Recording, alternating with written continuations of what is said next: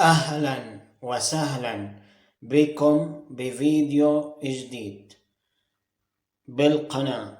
اليوم راح نتكلم عن قصة تجسد كل الفخر في بلد إسلامي عربي كبير هي الجزائر.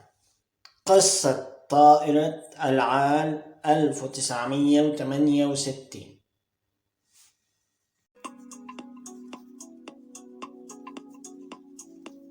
بدأت قصة طائرة العال عام 1968 تحديدا بيوم 23/7/1968، حيث قام 3 أشخاص من فلسطين منتمين إلى الجبهة الشعبية الفلسطينية بخطف طائرة العال التي كانت متجهة من مطار لندن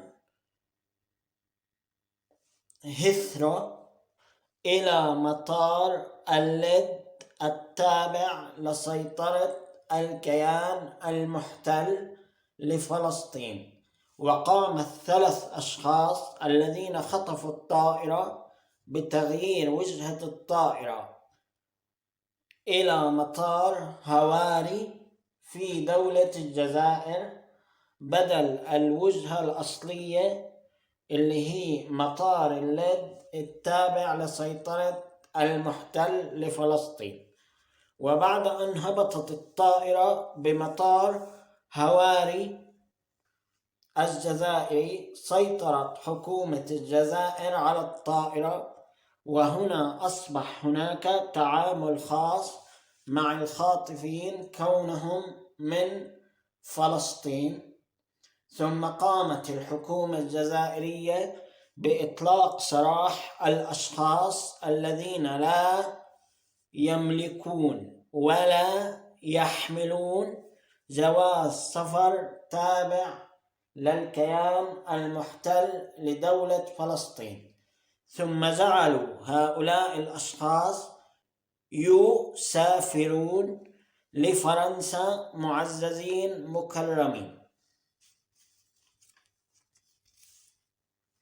وبعد ذلك قامت حكومة الجزائر بإطلاق سراح الأطفال والنساء دون النظر لجواز السفر الذين يحملونه، كإشارة قوية على الإنسانية والرحمة.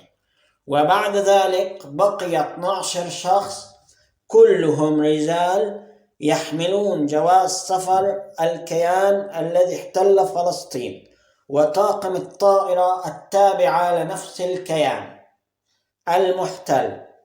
وهنا بدأت حكومة الجزائر مفاوضات بينها وبين حكومة الكيان المحتل لفلسطين، استمرت مدة 5 أسابيع، أدت إلى إرجاع طاقم الطائرة وال12 رجل مقابل إطلاق سراح 16 أسير عربي.